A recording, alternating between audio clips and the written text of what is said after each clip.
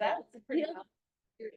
He's a grown man and Okay. not Morning, my kid. everyone. Morning. But he contacted his mom. Good morning. Okay, so we have quite a few things to cover today. Thank you all for being here. I'm excited to see such a full house. One thing is we're sending around a card as a thank you for the Coates family for their $4,000 donation. So be sure to sign that and let's give our gratitude there. There are some papers on your tables that are some notes from Rick Cote's talk last week. He gave us a lot of good things about fundraising and we should be keeping that on our minds. I told a client of mine the story about the woman with the heating fuel and split the ticket that I told last week, and she immediately wrote a check for $100. So the stories do work. I wasn't asking her for money, she just gave. So get your stories out there and get to those businesses that you're thinking about and let's raise some money. Okay, we're gonna start with Leslie doing our Rotary Minute. Hopefully close to a minute. Okay, so how many in this, how many in this group how many of you are able to read the articles of interest to you in the Rotary magazine before the next month magazine arrives? Well, you notice I didn't raise my hand, so I can't, I'm a little behind, but I wanted to say that I have found a way to actually make that easier for myself. So can you all hear me okay? Yep. Has anybody here heard of Rotary Voices, the podcast? No, yeah. Okay, so some of you have, some of I you have haven't not. gotten up. So this is in the, I told you I'm behind, this is in the August magazine on the last page. There's a little advertisement for Rotary Voices. So it is a podcast that currently has 51 episodes.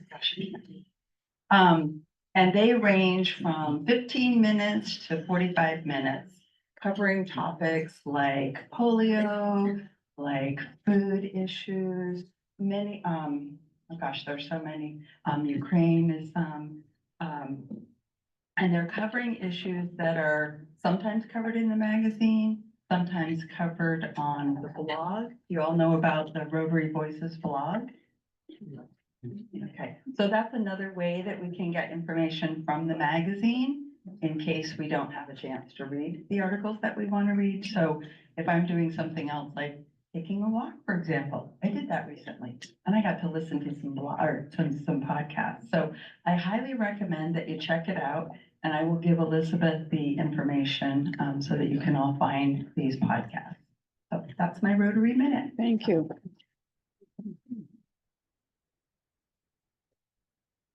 I think it was under a minute. Yeah, that was unexpected, but maybe we will have time for more things today.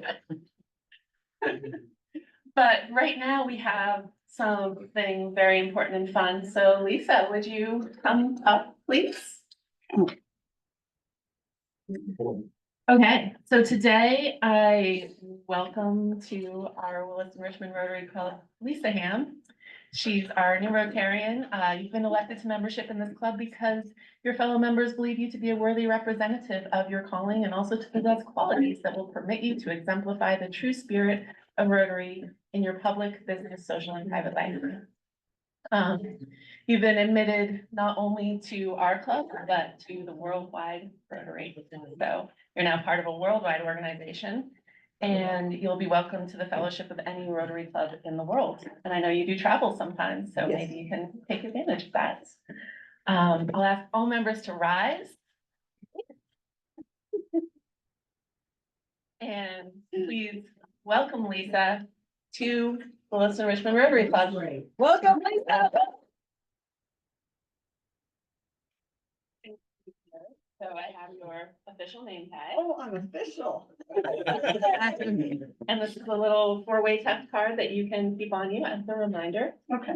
Here's your Rotary Club pin. I'm supposed to put it on you, but I have too many things in my hands. And you get your fancy Rotary Club hat. Perfect. Thank you so much. Here you go. Thank you. Welcome, Lisa. Thank you.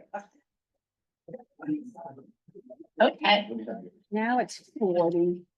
I wanted 40. Nancy, By the- would you introduce our speaker, please?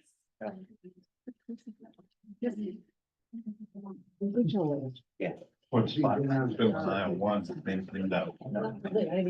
morning. Charlie is actually speaker chair for the month. I am not Charlie. I'm pinch hitting.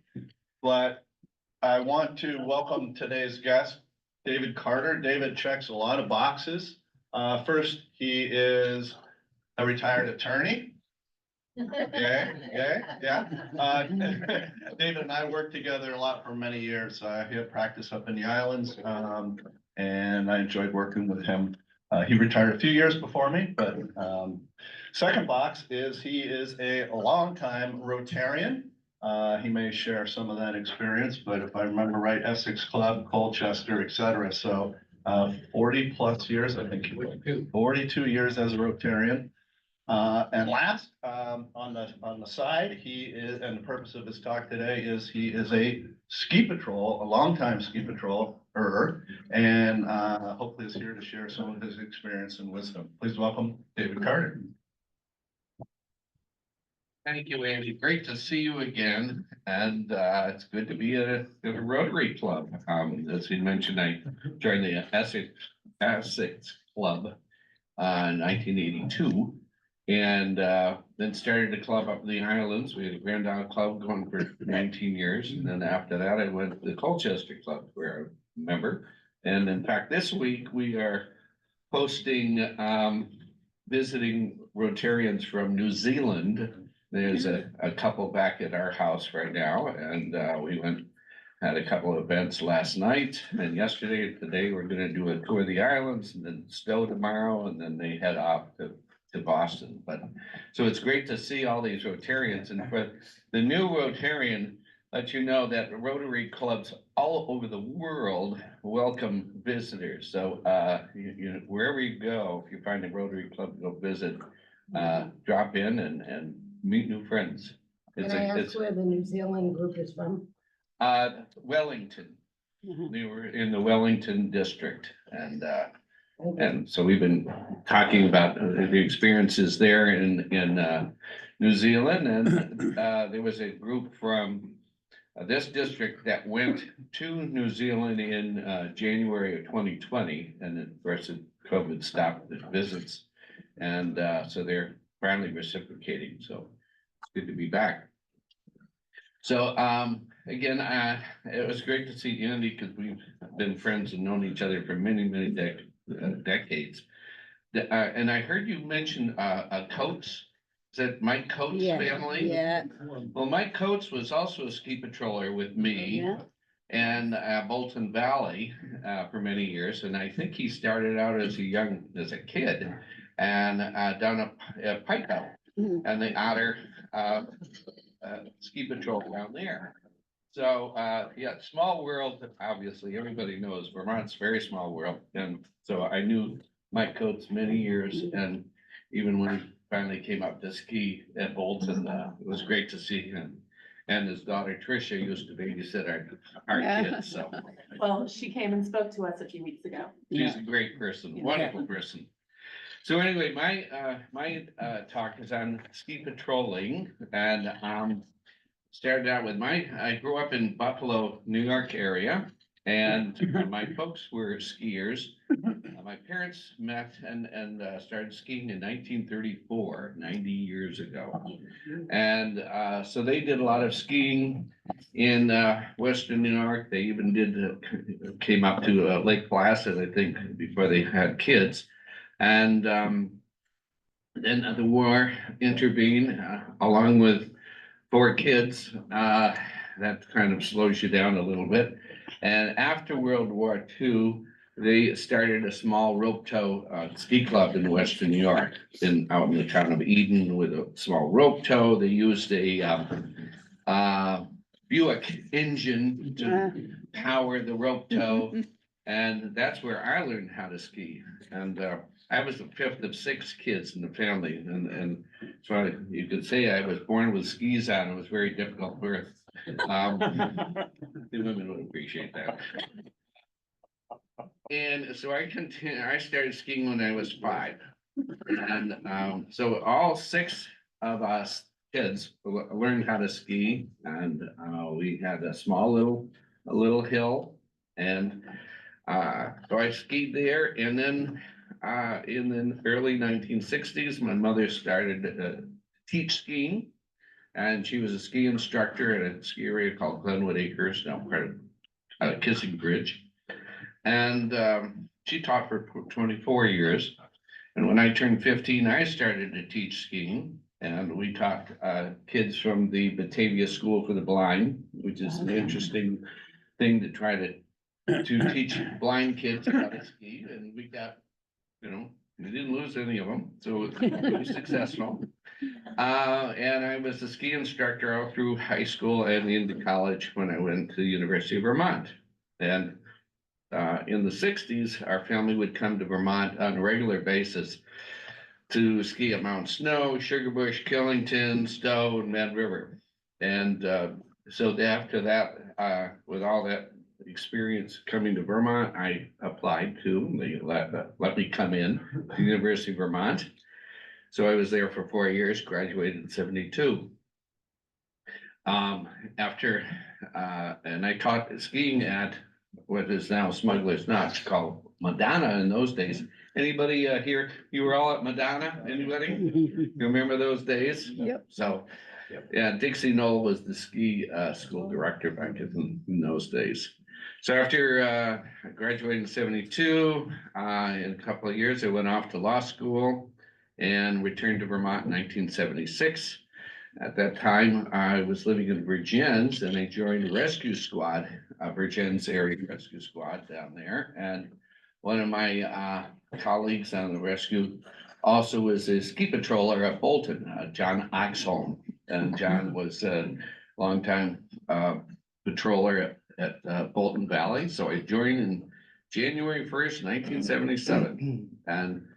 And they saw me ski, and they figured I could make it down the mountain, so they accepted my skiing skills. And I already was in the first aid course, and I took the emergency medical technicians course in 77 and 78. So I was an EMT, which is roughly equivalent to what the outdoor emergency care course is today with the National Ski Patrol.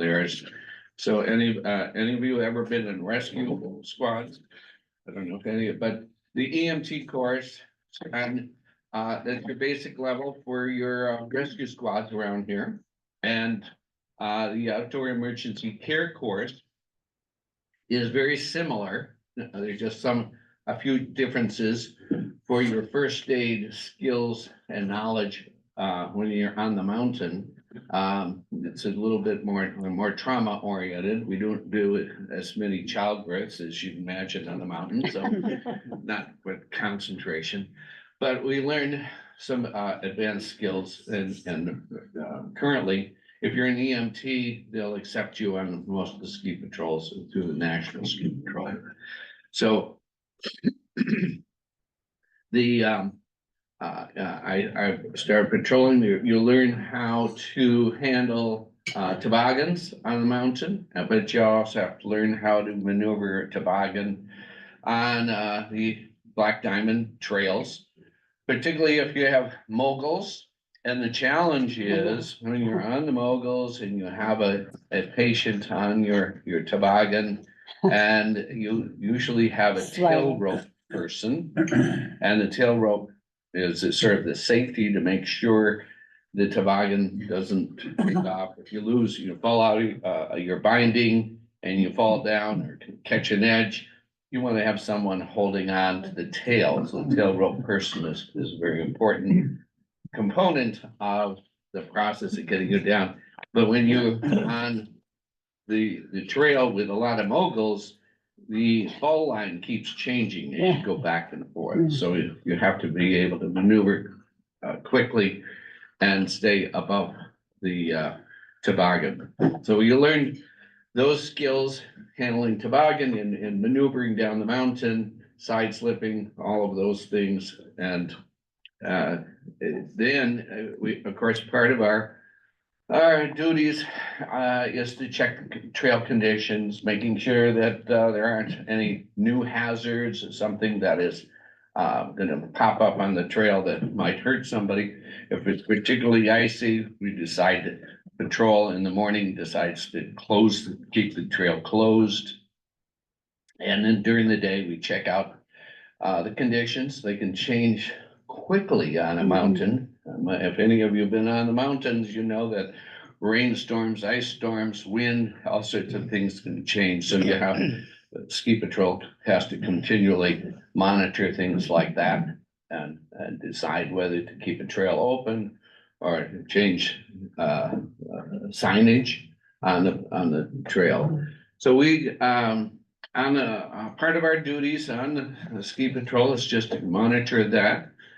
We also learn, to meet and catch up with the customers. And if you have somebody who has fallen, we naturally stop and check them out, making sure they're okay. Most of the time, they're fine. They just taken the spill and they'll get themselves up.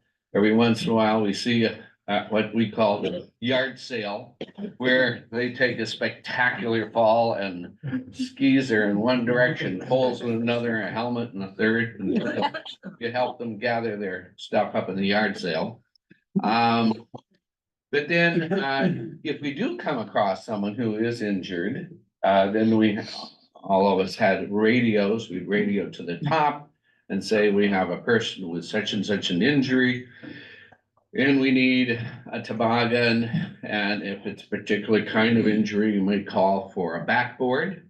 And if you call for a backboard, that means it's automatically you call for an ambulance.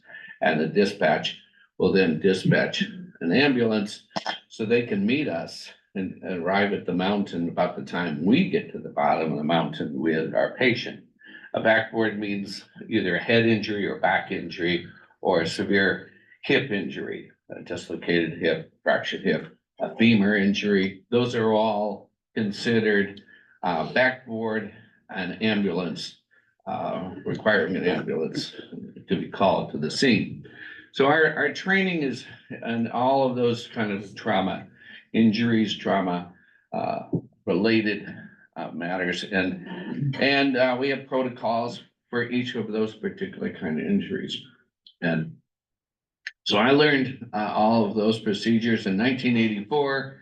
I completed a test to become a senior patroller, which is a higher level. About 10% of patrollers become seniors, and they'll take the test for skiing, toboggan, and first aid to do that.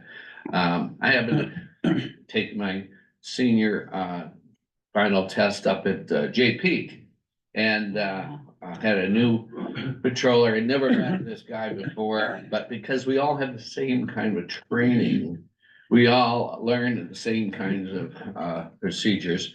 And I met this fellow, and we became fast friends. Mark Ottinger, another attorney, and I've known now Mark Ottinger for 40 years, and he's a trial attorney, and Andy knows him very well. He's highly regarded, but he's still patrolling up at Bolton. So that's one of the things that I found through the years is that patrolling, I have developed lifelong friends and connections. And I think well over 500 patrollers have come and gone at Bolton alone. And I know patrollers at Smugs, where I ski often now, and where I've met folks there, Mad River, Sugarbush. And at this point, I'm still alumni advisor, since I did step away from doing a regular duty 2 years ago. They asked me to handle alumni, and ski patrollers can take a break from patrolling, maybe because of family or they're moving out of state to another area. You can take a step away from working at one particular area. As long as you take a refresher every year on your first aid, you can maintain your credentials and maybe go back and work at another ski area or back to your old ski area after a few years. The refreshers are all being taken place at this time of year. In the next 4 or 5 weekends, different ski areas will have their ski patrol refreshers and they'll be coming up. So, typical day on the mountain is that the ski patrol are the first one up the lift. So if the mechanics screwed up the mountain, we're the first one to die. But so far that hasn't happened. But we get up on the mountain, check the lift, making sure the ice is not built up on the lift equipment. Then we will go check and ski all the trails that we anticipate to open, and make sure that they're skiable for the public. If they're not skiable, we keep the ropes up. There's a rope across and keep them closed. And we will then check in make a list of all the trails that are skiable that day. And continually monitor that through the day. Then there may be a training session, and often are during the day. And particularly if they're newer patrollers, we take them out. During the day, again, if there's a patient, we take them down to the first aid room. They have to do our reports on their injuries, and if the ambulance is called, we have transfer information to the ambulance squad. We used Richmond Rescue primarily at Bolton, but Smugs uses Lamoille, and Mad River Valley goes up to Sugarbush. Some of the clinics like at Sugarbush have even have had doctors there over the years who assist in the patrol room on weekends. And there was a great study by Dr. Applinger, I believe it was, over the years on knee injuries and how knee injuries occurred. And knee injuries are very common. And he discovered that too many people, when they are skiing, don't fall correctly. And it's complicated, but they call it a phantom foot.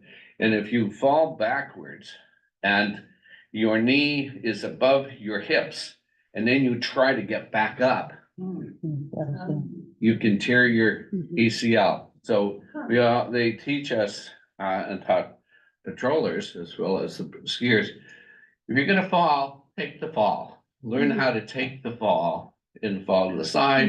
And then if you're getting back up, undo your ski binding so that when you get back up, you aren't stressing the knee and tearing the ACL. And because if you tear your ACL or meniscus, you're gonna have anywhere from 6 weeks to 6 months and then potentially longer for rehab and treatment. And at my age, that's a long time. It's a long time. You don't want to do that. So so we learned a lot little tricks about how to take a fall and how to stay safe. Because we are on patrol, we do have workers' comp, but that's, little solace if you are injured and are hobbling around for many, many months. Unfortunately, I only had one injury skiing, and it wasn't patrolling. I was down in Killington, outer limits, and fell for it and dislocated my shoulder. But that was the only injury I've ever had in 68 years of skiing. So, and patrolling is also a lot of fun, just for the camaraderie. I got to know many of the families and my fellow patrollers, and a lot of great friendships. But there were also a lot of fun incidents when you're skiing. And I think one of the experiences I always saw would be the boyfriend would bring the new girlfriend to the mountain on the weekends. Now, imagine the boyfriend who might be, middle-ish, medium skier, brings a new girlfriend up and says, I'm gonna teach you how to ski. Yeah, I'll get you on the mountain, we'll ski, we'll have a blast. It'll be so romantic, the old Vermont, Bing Crosby Holiday Inn style, you know, how romantic that would be. So they get up the mountain and they rent their skis, and the boyfriend gets the girl out there and the young woman, and trying to show her how to walk across the snow, and she's petrified and she's cold because she has a blue jeans and a thin jacket and not dressed for the weather. And he's showing her how to turn and walk up the slope, and of course she walks up and then points her skis down the slope, so she's taking off and landing on her butt. And then they get snow up her back, and she's really having a good time. So, you know, the snow up the back is so much fun. And then, you know, he's getting her up there and trying to teach her. And so finally, after about 4 hours, she's doing a couple simple snowplow turns. And 4:45, 4 o'clock is when they close the lifts down, unless you have night ski. 4 o'clock, 4:45, he says, let's go to the top of the mountain. So he gets her over to the left, and she's petrified, gets on the lift, goes to the top of the mountain and says, just follow me. We're gonna have a great time. So she starts turning down, again, falls, snow up her back. She's crying, she's exhausted, she's cold. And he's screaming at her, she's screaming at him. And the patrollers, we look at each other and said, he ain't getting nothing tonight. And invariably, if we spot him, we'll give her a courtesy ride down. Because otherwise, and I have had to do this, is I would get my old ski instructor skills out and teach her how to ski. And an hour later, we get to the bottom. And it's dark because it sunsets at 4:15 in December. So we get to the bottom in the dark. So yeah, there was always something interesting like that, trying to help people out. I also had, I remember one time a firefighter from New York City had come up, blue jeans, thin coat, drunker than a skunk. And we get him to the top of Timberline lift, as you imagine, I remember Andy, Timberline lift. And it's a pretty straight run from there back down to the village. But he was so drunk, he couldn't stand. So we finally said, tell you what, we'll give you a ride. So I put him in the toboggan and I gave him the fastest damn ride you can imagine. And by the time we got to the bottom, he was sober. Okay, I'm done. So we would have, and then just as I say, a lot of gatherings, but most of the years we were, the problem these days is weather. And I can't say this in Florida, but climate change. The climate change has shortened the season, and we barely get into April now with many of the ski areas and timing with natural snow.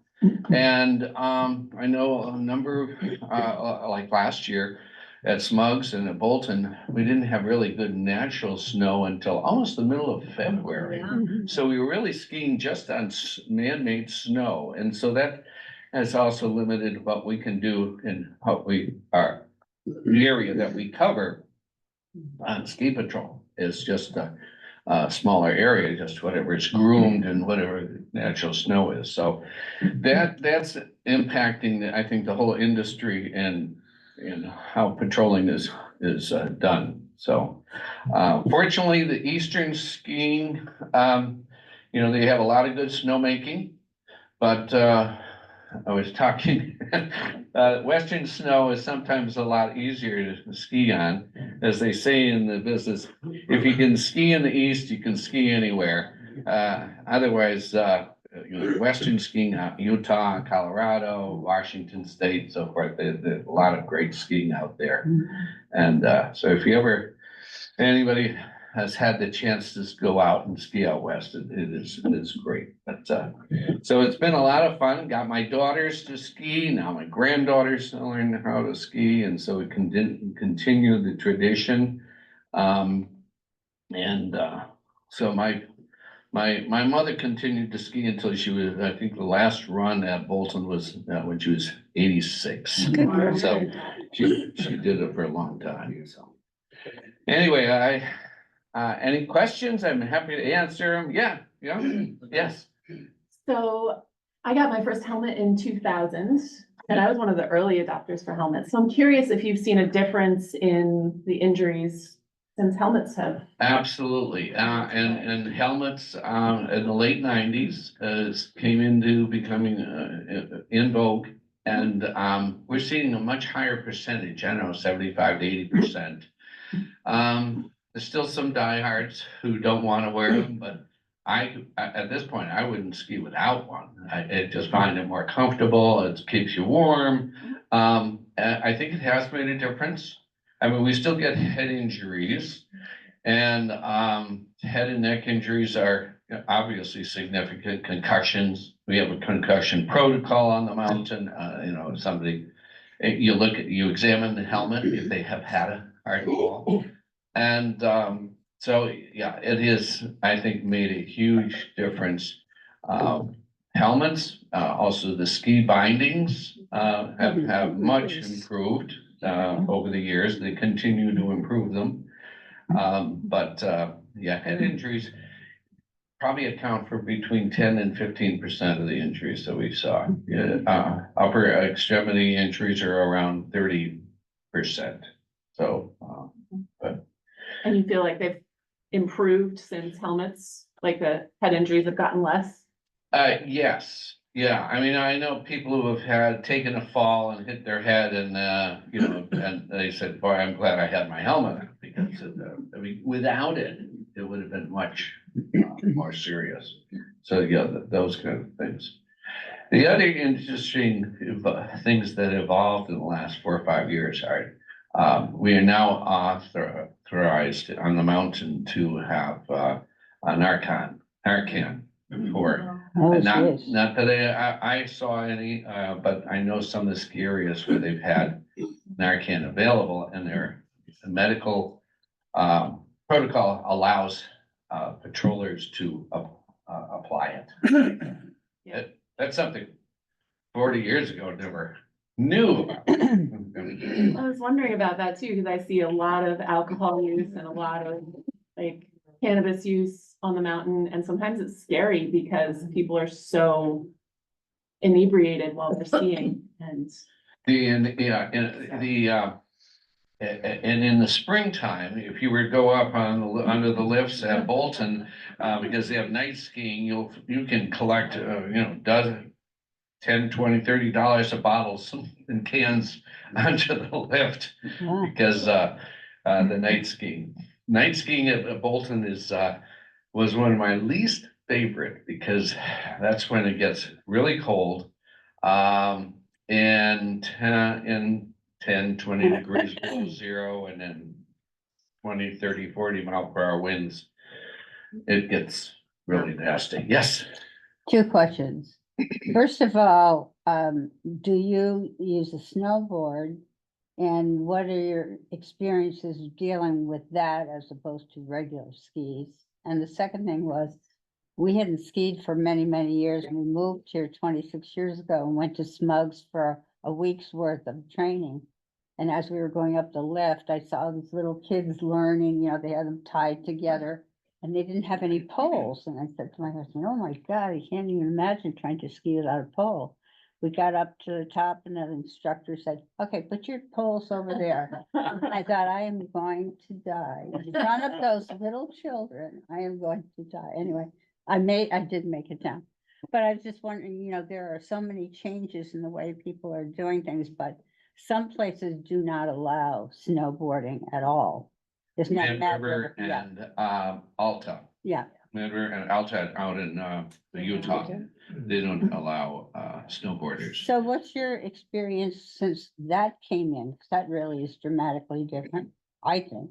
Well, snowboarding, of course, here, a lot of with the Burton Snowboard Company here in Vermont, to be sort of sacrilegious to say you don't talk to them or work with them, but we would have snowboarders, and we had some patrollers who were snowboarders. behind their back, we call them knuckle draggers, but yeah, it's become part of the snow industry and the snow sport industry. As far as skiing without poles for beginners, I think it makes sense because poles, otherwise, a lot of the beginners, they look like Texas Longhorns. Yeah, And they're, sticking their poles out and they don't know what to do with them. And so learning how to ski first without the poles is probably, The first time I ever saw anybody skiing with a snowboard was on Mount Baker in Washington State. And so I went and talked to the person afterward, and he was a surfer from Hawaii. And he just thought that this was the coolest thing, that he can now do this in the winter somewhere else. I know, that was the first time I ever some saw of the it. similar balancing features is that, Yeah. using your balance. So having your poles, until you know how to use them for timing and I turning. liked and my poles, so I liked them. Some people consider them their security blanket. Yeah, I right, think we have right. one more question. I've seen Sally's hand for a bit, Yeah. so, Yeah. what's the, So it sounds like you know a lot of the resorts and the trails in Vermont. Is there such a thing as a mountain that's the hardest to patrol? Or are they all about the same? Well, Mad River doesn't have grooming on most of its trail, so that'd be a problem, and it's, I think they consider it the steepest area in the east, from top to bottom. And so it was very challenging. I skied there when I was younger, and it's been a few years, but I'll tell you a quick story about when my family would go to Mad River and in the sixties, and my mother always loved coming there from Western New York because it was a big challenge. And she said, when I get too old to do this, take me to the top of the mountain, push me off the backside. So my mother died at 89 and a half, and we had her cremated, and we had her ashes on her, would have been her 90th birthday, January 1st, 1993. We went to the top of the mountain. There were about 20 of us in the family. Sprinkled the ashes around the bull wheel at the top of the single chair. We did just that, so. I'll tell my husband, he does IT at Mad River. There you go. Yes, okay. David, thank you. I wish I'd known your mother. Sounds like, what a, great ski day out there with the clan. I only partook of, snow patrol services once, got a toboggan ride when I was in 7th grade and broke my leg. It was, and my ride was pretty easy. It was near the bottom, so that was good. And the other last thing I'll add is the cynical view of those of us on the other side of the ski patrollers is the reason they go up early in the morning and get first chair is to ski the powder before we get there. It's a perk of the job, and we couldn't ski safely, certainly without ski patrol. So thank you for all of that. And as a thank you for the speaker, we're making a donation to the Williston Mentor Program on your behalf. Well, that's great. Thank you so much Great for idea. coming, David. Yeah. And one last thing, please pick the winning ticket. It can be yours and read the last three numbers. All right, the last three numbers are 387. Aw. Rick McGuire. 387. Thanks again, David. Good to see you. Thank you so much. Can't wait for speaking. Oh, go ahead. I've only had one sled ride. It's life altering. Well, I don't really remember it because I knocked myself out too.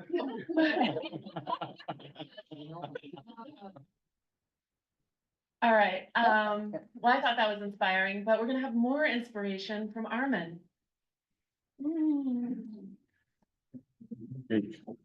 Thank you, Elizabeth. My inspiration is when Leslie and I were walking the Camino a few weeks back.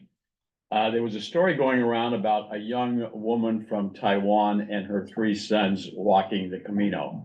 They were 5, 7, and 10, I believe. Oh, wow.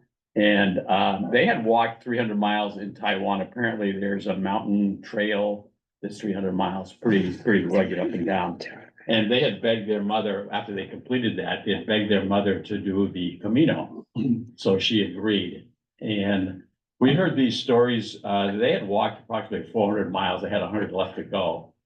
And there was never any fighting, bickering between the boys. They supported each other, they sang, held hands, as they walked. There was never a, we almost there. It was just an amazing story. We saw them one evening, we were dining around 8 o'clock in the evening, and they were just getting in. So they had a long day. And I kind of like this too, the camaraderie, the support that Rotarians give each other on projects that they're involved in. And as we were impressed with these young men, a lot of people are impressed with what Rotary does, and how we conduct ourselves. So, I want to thank all of you for being Rotarians and doing what you do. Okay, so the other thing is barrels, Toys for Kids barrels, Rick McGuire is going to lead that up, and, Howard Novak has offered to help him. Walter is the backup if they need it. So thank you for your support of that. Also, Veterans Day is coming up. Leslie and I will be out of town. Chris has offered to head that up. I will help him get things lined up ahead of time, and hopefully you'll all be there on Veterans Day It's November 11th. to help him. That, I believe it's gonna be, I don't think 9 o'clock is what we normally have at the Veterans Park in Williston. Is it the 11th? On the day, It's a Monday. on Monday, yeah.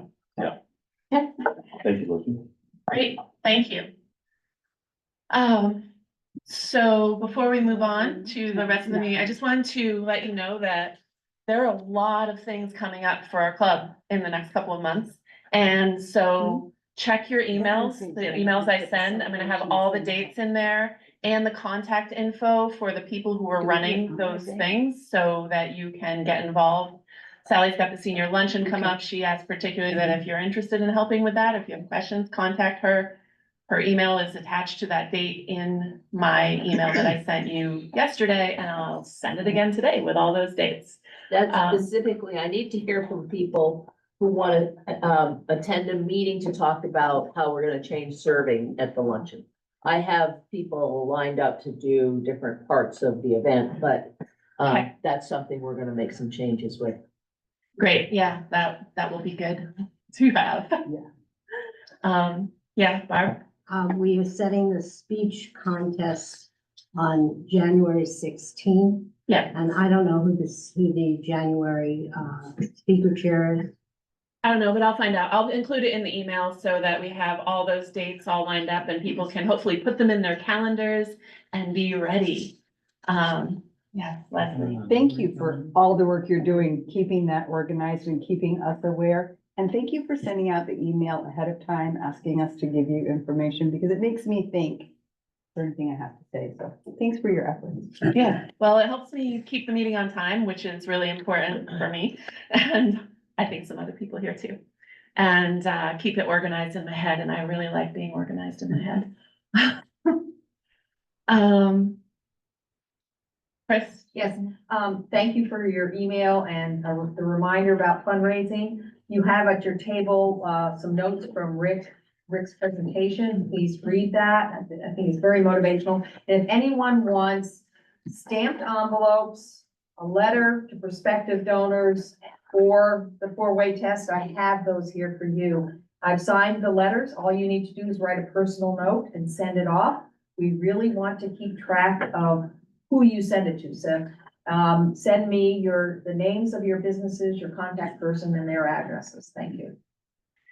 Yes, in my email that I sent yesterday, I did request that people start sending me or Chris. Yeah, why don't you send them to me? That way you're not burdened with them. And I just figured it was easy to have a reply thing. So Okay. the businesses that you're planning to contact and keep thinking about your Rotary story. It really works if you tell someone a story about what Rotary did and they'll want to donate. so you'll need, if you get any, Elizabeth, please send them directly to me, because Yes. as I get them, Planning on I'm it. sending things out. So Yeah, so I had 2 email. people respond with their businesses, Great, send them my way and they'll get letters. 2 out of like 40. So, come on, we can make this money. I think next week we can have 15 response. I bet we could have 25. Well, I think it's 15, so. But if you want I to got do big it, goals. if you want to do it yourself, I have the letters, you can hand drop them, you can drop them off yourself, so you can meet these people, or you can stick them in the mail. I do have, it's stamped letters, so you don't even have to go out and buy an envelope All or right, purchase a stamp. thank you. Can I just comment on that real quick though? Like, just check and make sure that if whoever you're thinking of going to, if they're on that spreadsheet, that somebody else doesn't already have that account. Because if you're going to someone that I already collected money from in the March or April, we don't want to go to them right now. Or at all if I'm gonna go to them, or if somebody else is gonna go to them. So just cross-check, with the, Thank you, across the spreadsheet before you venture out. Yeah, and Okay. Vince, I think is gonna send that spreadsheet around to all of us. It's been updated. Okay. So one other thing we were going to do today, if he was here, was it's Reg Melrose's 15th anniversary with Rotary, and he started here. So we had a little thing planned, but he's not here. But if you know him, reach out because he would love to hear from you. Is he using the same email? Check with me. He gave me a new email address for sending my emails to him. Yeah, So it's a different email. it is different email because he had Comcast when he was here. and Right, He that's changed why I it, yeah. asked. Yeah. So He can forward. So if that you need on. his email address, well, I'll just include it in the recap email. How's Thank that? you. That'd be Perfect, great. thank you. All right. Chris? Thank you. Morning. I'm supposed to start this off with something funny. So does anybody know what the scariest tree in the jungle is? Remember, it's me. As scary as what? The scariest tree in the jungle. Bamboo.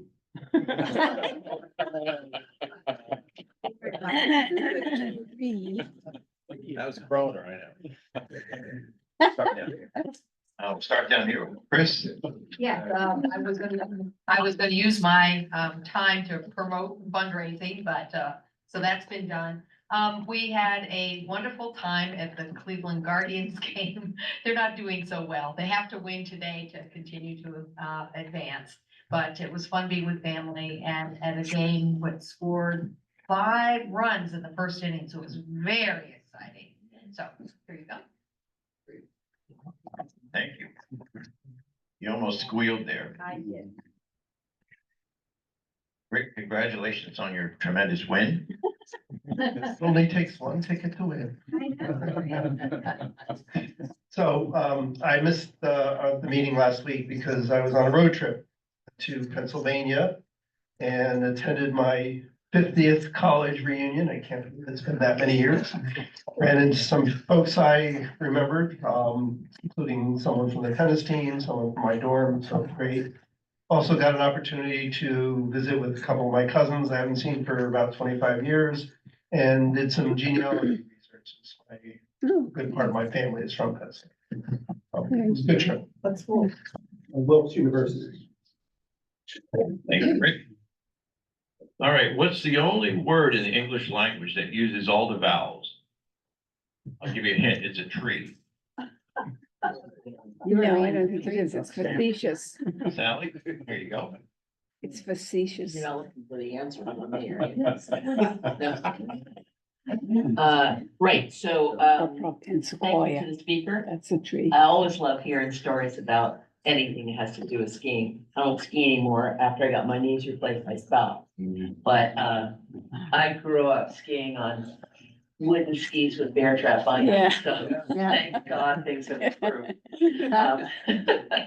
Of course, there's a baseball dollar. My new favorite team is the New York Mets. Who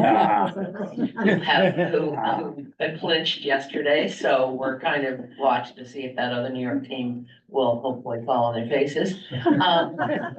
And speaking of anniversaries, I'm about to have my 50th anniversary for medical school. Nice. Shoot. Congratulations, that's great. Phil, you're kind of under a speaker, I think, so if you squeal, we forgive you. speaking of, boards and the Richmond, emergency crew. In 1966, I was setting up a house trailer for my sister in a trailer park in Heinsberg. And the trailer fell on me and dislocated my hip. So they called the Richmond squad. And two old gentlemen, one of them was Heath Riggs, arrived in a hearse. They wrote it off. And they reached down with the intention of dragging me out from underneath this trailer. It wasn't pinned under the trailer, I just had been injured. The state police arrived and began yelling at them. Don't you dare move that guy without putting him on a board. Fortunately, they were there in time, so they didn't move me before. So I got to ride to the hospital in a hearse. I don't know how many of you have ridden to the hospital in a hearse or any other place in a hearse. But I hope that's the last time, except for the next time.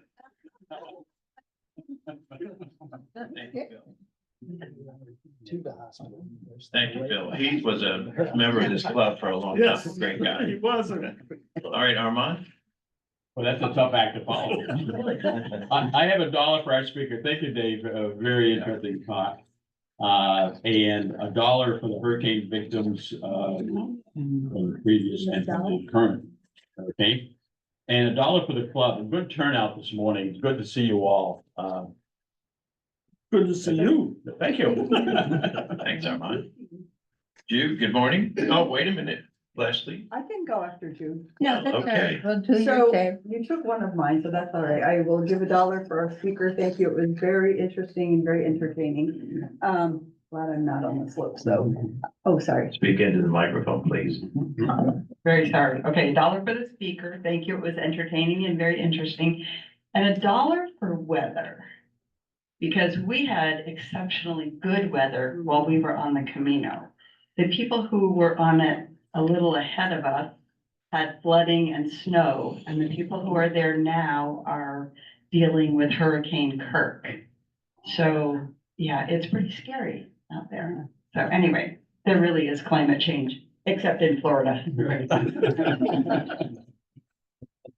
$1 for the speaker. I'll think of you when I see the lights on. I can see both lights on when they have night skiing. So I'll think of you and know that people will be safe there on the mountain.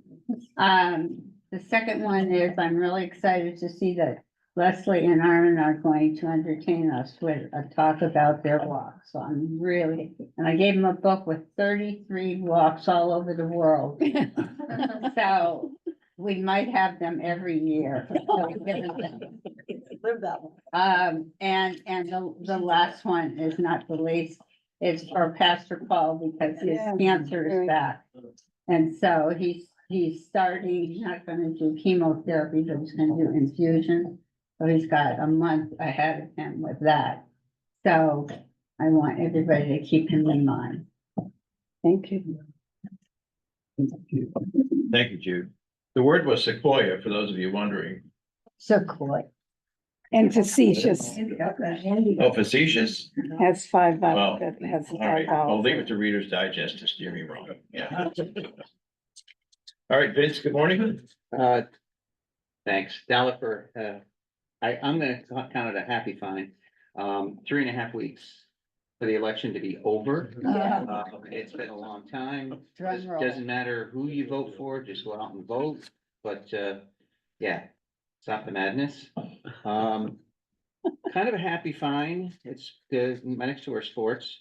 Jets just fired their coach. I think that's great. They always do that. I'm hoping that they get rid of their offensive coordinator too and get on and make the playoffs. And the third is for the Rangers. They won the first game. Yeah, he's a skate coach. Mm. There you go, Marty. Sorry, I can't help it.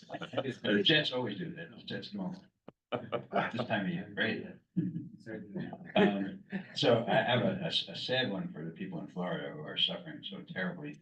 $1 for a speaker as well. And I wasn't gonna say anything about baseball, but we luckily escaped with a nail biter last night. I would love to see a Mets Yankees World Series. That would be crazy. Yeah. Barbara has something or other she wanted to say, since I've got the money today, so. First of all, prayers for Pastor Paul. Oh, yes. And, we went, this past weekend in Sally to Scalia, at, David Ginsburg, the opera, which was just delightful. And unfortunately, I only played for the weekend, so I hope it comes around again and people can have the enjoyment of seeing it. Howard. Howard, you're up next. You have to use the mic. Those are the rules. So, $1 for our speaker. Thank you very much. I love a lot of good old ski stories. Brings back a lot of good memories.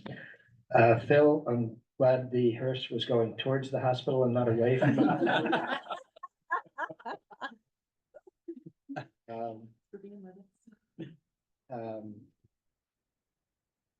Happy New Year to my Jewish compatriots here, and it's this coming weekend, my family's coming up for a little bit of a Jewish celebration for Yom Kippur, which is the Day of Atonement. I would point out that I'm always appreciative that, you know, Jews they get rid of all their sins in one day. Catholics are guilty all year long.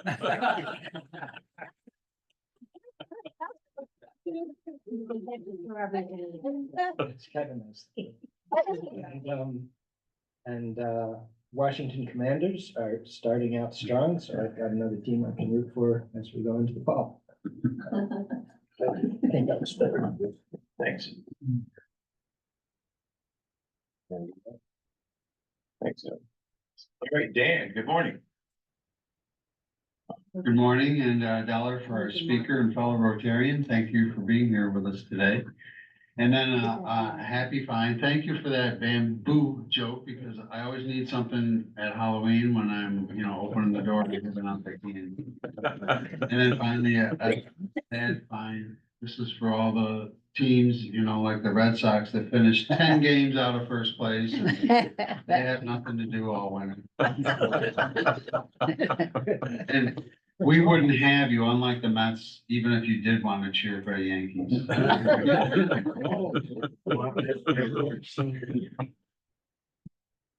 All right, well, I haven't been here for several weeks, but the first couple weeks I missed because my mom had a fall and she's doing well. She's recovering, a broken kneecap and a small brain bleed, which is fine. It was because she's on a blood thinner and anyway, she's been recovering at home, been a lot of work. She's in a full leg brace, which has been very challenging for a 93-year-old to move around, but she's getting it. Anyway, and then the last 2.5 weeks, I've been on vacation down in Virginia, Northern Virginia, babysitting my granddaughter for a whole week, which was exhausting. Thank you. It's a lot different at 64 than it was at 30. And they even kept her in daycare. It's like, oh my God, I would have done that. It was wonderful. And, my husband was with me, so it was a 2-to-1 ratio, which was definitely needed, but it was a lot of fun. We had a great time. All right, thank you. I see Dave has his hand up on the screen. We'll get to him in a minute. Lisa, welcome to our club. Andy? Yes, I had $1 for Lisa, our newest member. Welcome, Lisa. $1 for Pastor Paul and our thoughts. David, nothing gets the preseason ski juices going better than hearing the terms yard sale. And envisioning beginners, unfortunately for them, doing what we call the walk of shame with their skis walking down the mountain. I think I had some, if you haven't signed the card for the Coates family, please do that. I had something else, but I forgot. Thank you. Okay, so I have $1, for the speaker and, for Pastor Paul, we'll be thinking of you, and if you need anything, please reach out. I have to give $1, to Vince and the Jets. Is that a football team?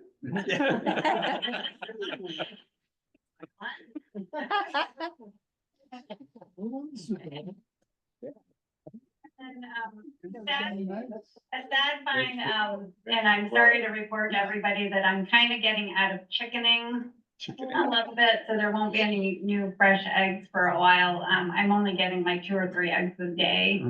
And I don't have any new chickens coming in, so I don't know, I can't make the ones that I have to lay eggs, so. And bowl making, that's going awesome. I have that craft fair coming up November 2nd, so I'm trying to get ready for that. And I'm having a lot of fun turning bowls. Thanks, Sherry. All right, we have a couple of hands up. I see Dave, and then we'll get to Pastor Paul. Nice to see Pastor Paul. Dave, go ahead. Yeah, you may lose me because my phone is starting to fade. I think I need to charge it, but been missing from Rotary for a few weeks. We just got back from a whirlwind tour of the UK, probably about 3 or 4 days too long. The worst part of it is all the transitions, the flying and the airports and things like that. Trains were fun, but I'm glad to be back. Hope to be down to a meeting soon. I'm having cataract surgery starting Tuesday and then the following Tuesday. So I kind of taken myself off the road, but hope to be back soon after that. The last thing I wanted to say was my father-in-law, who's 98 now, skied until he was 90. And he still talks about going skiing, but we remind him that it's really, really tough to get this walker and the skis and poles and everything onto the chairlift and off again. So he comes to his senses and says, "Oh yeah, I guess you're right." But at least he's still got it in his head that he's a skier. We'll see you in a few weeks. All right, thank you, Dave. And Pastor Paul, I'm sure a lot of us here have had you in our thoughts for the last couple of days. I know I have, and it's great to see your smiling face. Go ahead. Well, I am so grateful for all the thoughts and prayers and encouragement, and really am strengthened by the support from this group. I've been treatments on Monday. I'll be stepping back from regular pastoral duties as I recover for the next month, and so I'll probably be connecting with this group when I'm able by Zoom for the next month. But I really am so privileged to be a part of this group and to be blessed by all the support and encouragement that you're offering. So thank you so much. Thank you. Best wishes. Best wishes, yeah. And Susan, I know you're not going to speak, but what a wonderful place you are today. Look in the background there. It looks really nice. All right. Good. That's it. I don't need that for this.